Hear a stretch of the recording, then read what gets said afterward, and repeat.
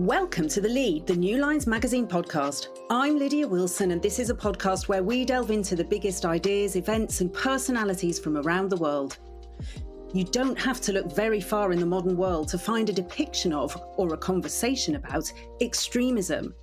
From news headlines to TV shows, extremists and their actions are front and centre. But my guest today feels that, amid all the noise, an important nuance has been overlooked. Whether among the far-right or jihadist groups like the so-called Islamic State, misogyny and expectations of masculinity are factors that are increasingly implicated in radicalization. In a bid to address the lack of coverage on this sidelined element of the debate, Elizabeth Pearson recently published her latest book, Extreme Britain, Gender, Masculinity and Radicalization. The book draws on her years' worth of research, speaking to the members of two of Britain's most extreme groups, the English Defence League and banned Islamist group Al-Muhajirun, giving a unique and fascinating insight into an often discussed, yet insufficiently understood, corner of British society. Elizabeth Pearson, welcome to the podcast. Thanks very much for having me. I just thought I'd start with a really general question that I'm just really intrigued by. Now, you've been living day to day, dealing with, talking to extremists. Now, that might strike some people, indeed some of our listeners, as quite extreme in itself. Do you remember how the idea of working in this field came to you? Was it a gradual thing, or was there a particular moment that pushed you into it? I think it was a gradual thing.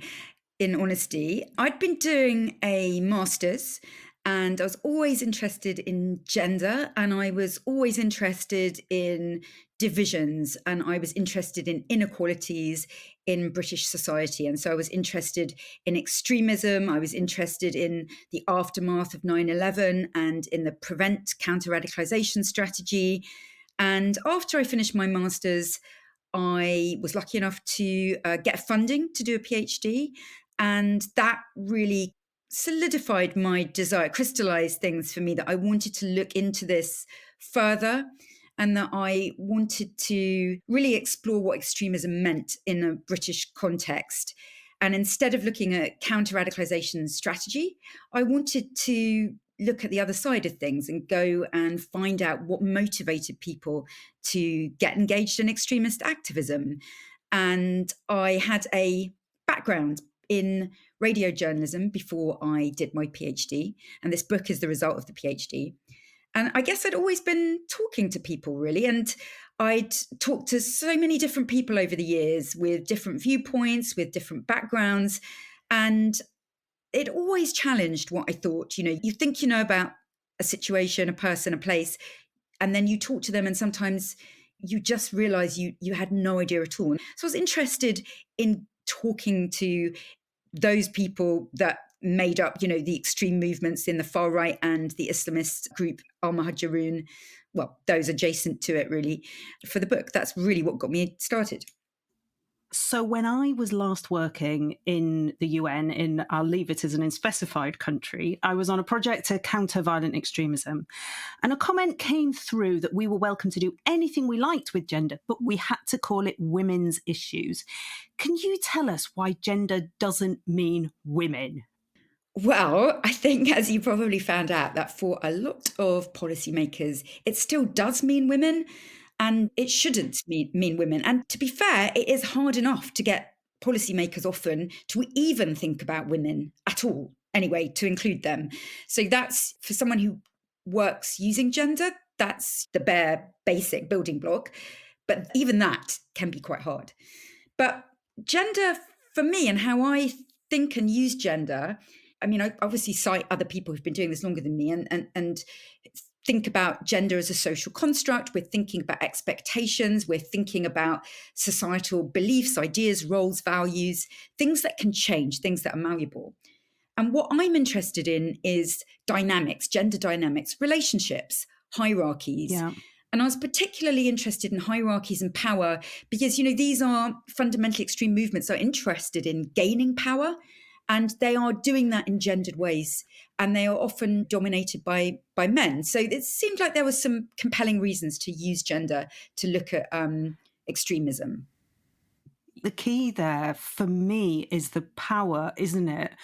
And that's how a lot of people understand misogyny, for example. It's not a hatred of women, it's actually a policing of women, putting them in their place, as it were. And so, of course, women is part of gender, but it's to do with their place in a much bigger kind of power relationship. Is that about right? Yeah, I think, that's certainly how I discuss misogyny in the book. And this idea of policing, the idea of misogyny as a tool, and a tool that maintains gendered orders. And those gendered orders, like patriarchal orders, they are orders that uphold men's power and men's dominance. And it's not about hating women, and in fact it's about rewarding some women, the women that are working with you to uphold those structures. Right. And that is something that I look at in the book, women's engagement in the misogynist structures. So power, gender, misogyny, very much about maintaining particular structural orders. And I hope that comes through in the book, how they work together to construct this whole world that extremists are active in. There's a very common phrase throughout the media and throughout all sorts of punditry to explain a million social woes, from domestic violence to prevalence of porn to routine misogyny, and that's toxic masculinity.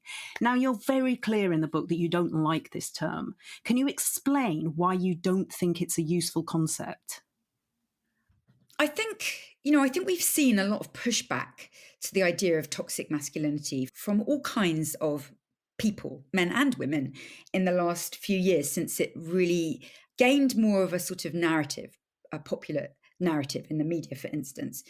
I don't like it because it suggests there is one type of masculinity and therefore one type of man that is the issue, and that if we could just solve that issue, then we would have solved all these complex problems, which we know in criminology, we know that men tend to dominate in criminal issues of criminality.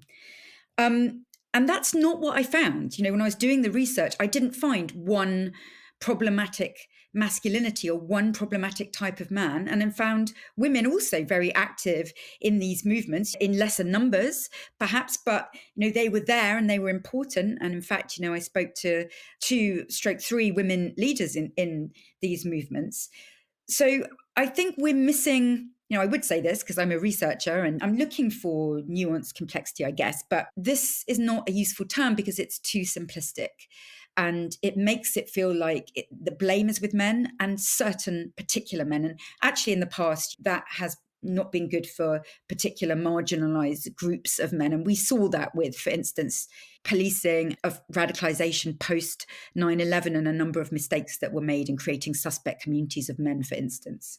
Well, yes. And I think one of the very interesting features of your book is that you're not focusing on one type of extremism. You've actually chosen to look into far-right and Islamist movements, and you interviewed widely from both, including both men and women, seeking to understand these gender dynamics and ideologies at the heart of both types of movements. Can you explain why you chose to cover two such very different ideologies? Yes, I mean, at the time when I was doing this research, so the actual field research, going out and talking to people, was 2016 to 2018. And originally I chose these two movements because there was still in policy circles this idea of cumulative extremism, reciprocal radicalization. Yeah. So a kind of symbiotic relationship between these two particular groups.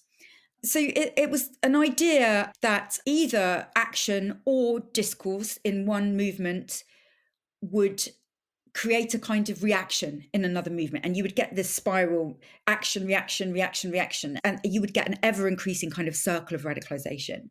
And we know, for instance, that the English Defence League, the EDL, was formed in response to, partly, protests by Anjem Choudhury, very provocative protests, poppy burning protests against British armed services, for instance.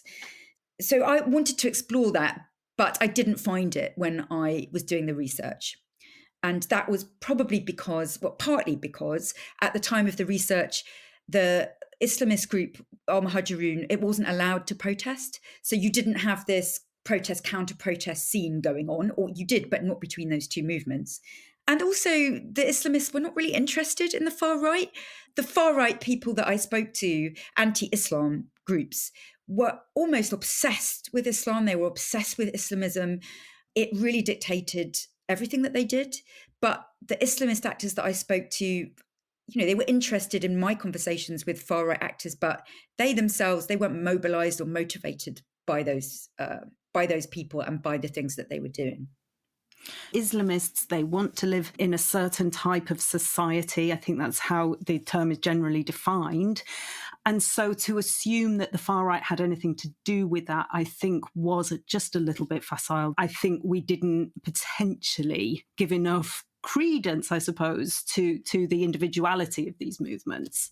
But the other quite notable thing about your book is just how many interviews it was based on.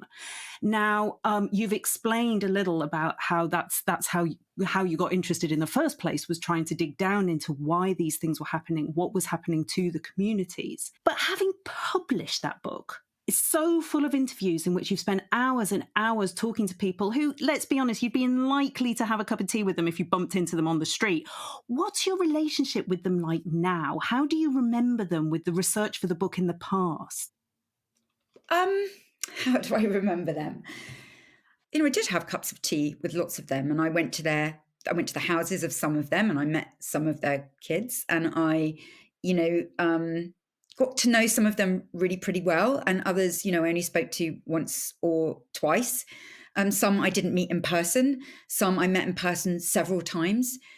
I have mixed feelings about them. You're right. They wouldn't become my friends because we have completely different views about things, which I obviously, which are important to me. I have values which are, different to theirs. I haven't remained in contact because there's no reason to remain in contact beyond the research. Aside from Jada Franson, who I did a follow-up interview with last year, who, wanted to speak to me again after leaving Britain First. But, the relationships with them were friendly without being friends. The methodology, as I explain in the book, was an empathetic one. I did set out to listen to people, and that does mean being ready to have some of your views challenged. I was never going to change my views about fundamental issues like multiculturalism or the place of Islam in our society. I was never going to convert to Islam, as some of the Islamists would have liked me to do. But it didn't mean that I couldn't talk to people, and it didn't mean that there weren't other things that we did have more in common, or that we could chat about, if you like. Like what? What did you share? One of the Islamists was sending me messages about recipes that he liked, or Right. sort of home decor. Probably sounds a bit strange, but so that sort of thing, or just things like what have been in the news that week, that non-contentious issues, or what you thought of a certain place, or parts of London that you liked, or just things like that. So not all the conversation was about the research. There were Right. lots of conversations that were peripheral to the research, which I guess were about, they were about building rapport. But of course, the people who talked to me were probably people who had a more natural rapport with me anyway, because why else would they choose to speak to me, really? It's a kind of self-selecting group, the group of people that did decide to talk to me. And you say that some of the Muslims would have liked to have seen you convert, but I'm guessing that also there must have been people on the far right who thought they could win you round. Did anybody try to convert you to far right thoughts? They didn't really try to convert me, because I think, I was just such a sort of unusual entity to them, because I represented so many of the things that they really didn't like. Like I'm a feminist, and not of the good kind, that anti-Islam feminist. Not that they like feminism, but there were, Anne-Marie Waters would call herself a feminist. I'm an academic. They don't like academics. I used to work for the BBC. They all hate the BBC, Biased Broadcasting Corporation. Right. So I had to be sort of straight up about these things. And so I don't think they thought they could convert me. And in fact, I quote one person saying, it's really weird talking to you because you're like a brick wall. But, and I hope I was a bit more porous than a brick wall in terms of listening. But in a sense, that's right. What I did experience was some frustration and anger sometimes. Some of the participants, particularly the ones that I got to know reasonably well, and some of them were having hard lives, to be blunt. Yeah. And I would listen to them and I would empathize with them. And I would say, that sounds awful, because things did sound awful. And they would stop and they would say, I don't understand. Why don't you agree with me? Why do you seem to understand? You seem to but why don't you agree? And they would get really frustrated with me. And I would have to say, look, it's possible for me to listen to you. And it's possible for me to understand your frustrations and unhappiness about some things, but I still don't agree with you. And I certainly don't agree with you about the outcomes, the paths that need to be taken for any of these things. And it was a huge source of frustration.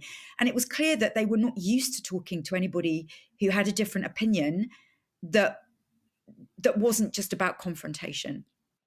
So it could be very wearing. And did you struggle as well with some of your emotions? Now, I'm talking from my own experience, which is a little bit dated in this field. Actually, it goes back to the time when we were both working on ISIS, and I came across your work then. And I was doing a lot of work interviewing people who had joined the group from different nationalities. And I had a system of very specifically not finding out what these people who were usually in detention had actually done, what they'd been convicted of, before I spoke to them, in case it coloured how I spoke and reacted to them in the interview. Sometimes I found out afterwards they were responsible for dozens of deaths, one of them hundreds. Did you struggle in that way with some of the information about your interviewees, and how did you deal with that? That's very difficult. I do discuss how I dealt with. I devote a chapter in the book to issues of how to talk to extremists, in inverted commas. But I don't want to make myself the kind of center of this story. But I would say that I went into this with my eyes open about some of the worst things that people might have done. There was obviously university ethics procedures are quite strict. So and everyone was told that if there was anything that was criminal, I'd have to refer it to supervisors, people. So people were quite careful about what they said to me, I think.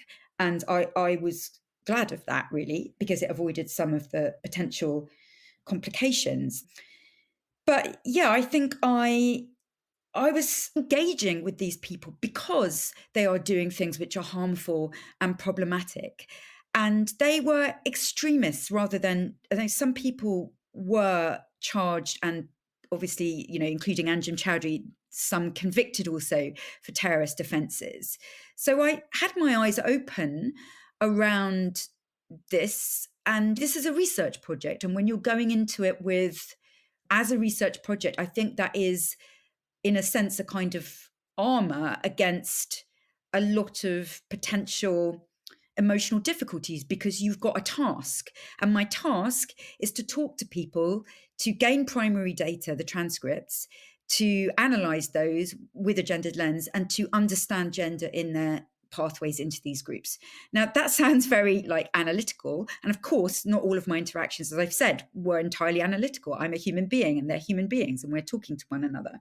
But this was an insulation against some things. I was more concerned that I would be doing harm either in the field to the participants or in the telling of the stories, in the writing of the book, and in the reproduction of these encounters. So I suppose that was more of a concern for me at the time than about being harmed myself. What kind of harms would those be? You're in charge of the story, obviously. It's your research, it's your interview questions, it's your interview structure, and ultimately you present all the information in the way that you wanted to in the book. What were the harms you were worried about in doing that? Well, I think, it's interesting you say you're in charge of the story. At times I wondered how much I was in charge because I'm reliant on what people tell me and I have to engage with what they tell me in a space where I can't actually verify everything they're saying to me. It's just not possible without talking to everybody's families or everybody's teachers or. I think I was concerned because particularly in this gap between doing the research and writing the book, in which I needed a break from a bit of distance from doing it.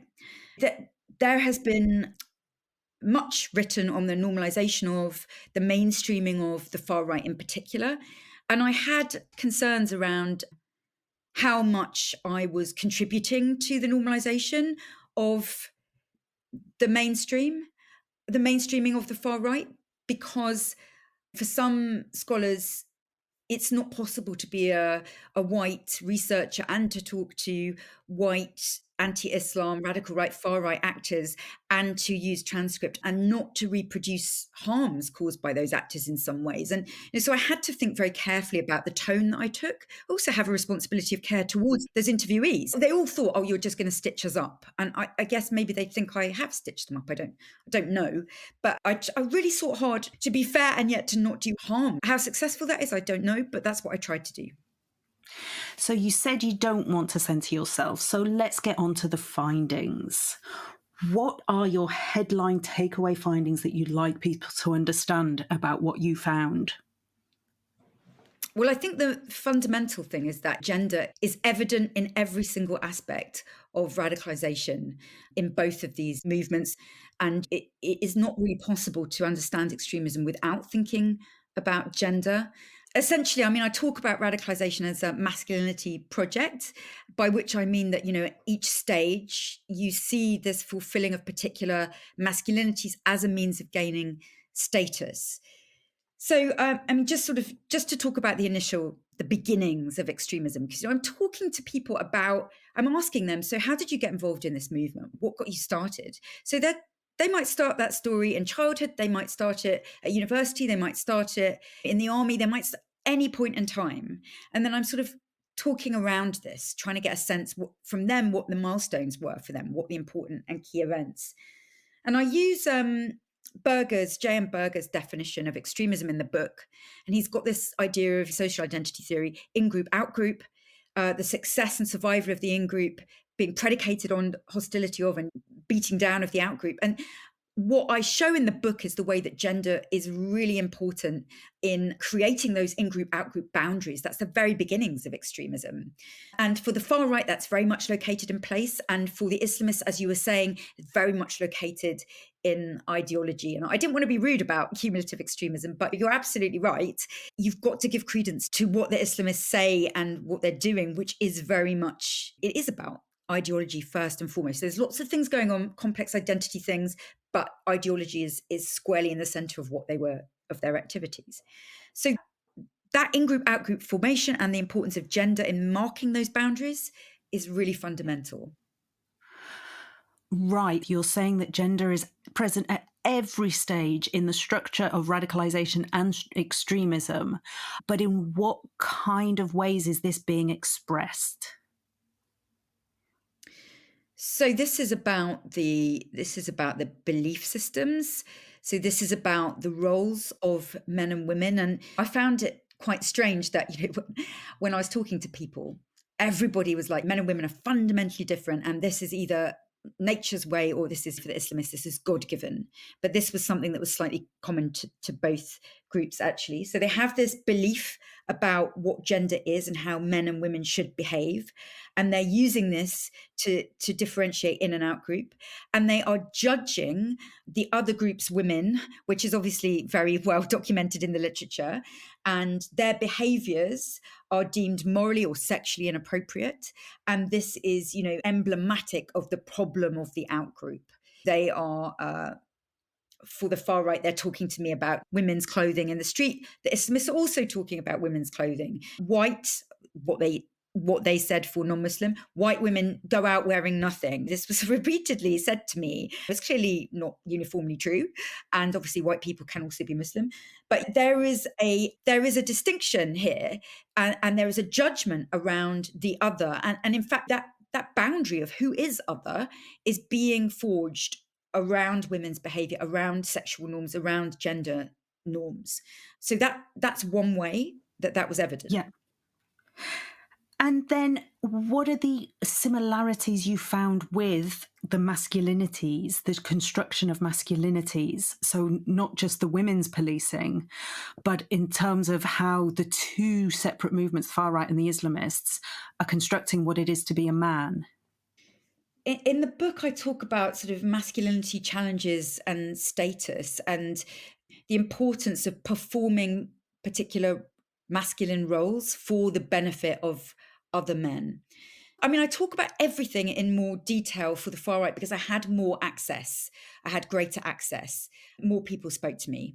So for the far right, I'm talking about the ways in which far right anti Islam identity was really rooted in place in local spaces and how they behaved, how they constructed identity was predicated on interactions with one another. And those tended to be interactions around kind of physical violence and around particular, what they called authentic behaviors. So, behaviors predicated on, I spoke to quite a few football hooligans. I spoke to people who simply described a kind of really growing up in a location where there was a constant potential for physical violence, and therefore having to project that you were able to deal with this and that you were able to win in this was really, really important. And to a certain degree, I also saw that in the stories that Islamist men were telling me around a sort of street culture and around the importance of a particular physicality. But while that really was the key thing for the far right actors, and in a sense, they were still doing this. A lot of the book is about showing how people were still doing the same things, but for a different purpose in their activism. For the Islamists, also, there was very much the importance of theology, of learning, of ideology, of proving manhood through knowledge, essentially, and scholarship, which was completely absent.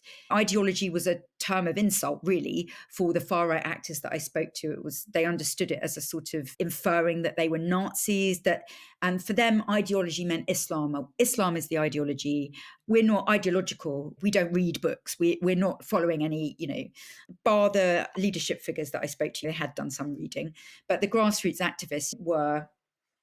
They were sort of proudly claiming they were non-ideological and almost in a way to deny accusations of racism, because how could they be racist if they didn't have? It wasn't about people of color. It's about Islam, and it's Islam that's the ideology, and it's a harmful ideology. So there was no understanding that actually a set of practices and a set of particular masculine practices can actually constitute ideology. There was denial of that, and that's not. Obviously, it's not language I would use with the activists, but if I said to you, look, actually, by marching like this and by chanting these songs and by going through Muslim areas, you do understand that you are continuing patterns that are evident in very ideological far right movements. I mean, they wouldn't have accepted that. They would have just said, no, we're just responding to a threat. We're responding to a threat, and we're just trying to do something about it. Now, you've mentioned earlier that you were also very interested in Prevent, which of course also covers these two types of extremism and more. And so I'd like to ask you about your hope for your work in that context. Do you think it might affect this better, more nuanced understanding of how gender plays a large role in radicalization and extremist movements? Do you have a hope that your work will feed into a better response? Well, I think it'd be very sad if I didn't hope that, but I'm not madly optimistic. I mean, I think there's a number of things. Why am I not madly optimistic? Because we've already had a new contest strategy in 2023, and gender's not in there, even though we have got new contemporary forms of extremism, misogynist incel extremism, for instance, that map onto the forms of extremism or Russian extremism. We've got new forms of far right extremism, and they map onto the gender norms and values and the ways that masculinities function in the book, I think. So it is. I'm not quite sure why gender is not there. Particularly, there was, you talked about when studying Islamic State 2015 or so, and there was, I think, an interest in gender, mainly as women then, because policymakers were taken by surprise by women travelling to Islamic State, despite all the decades of women's literature on terrorism groups and women in terrorism groups. But I don't know what's happened, and I don't know. Is it too complicated? Is it too difficult to think about? And I worry that perhaps I'm not making it simple enough. And I think what I'm saying fundamentally is men and women are radicalizing differently. They are doing different things. There are challenges for women to get involved in these groups because they are misogynist, patriarchal groups, not just against the women of the out group, but against their own women also.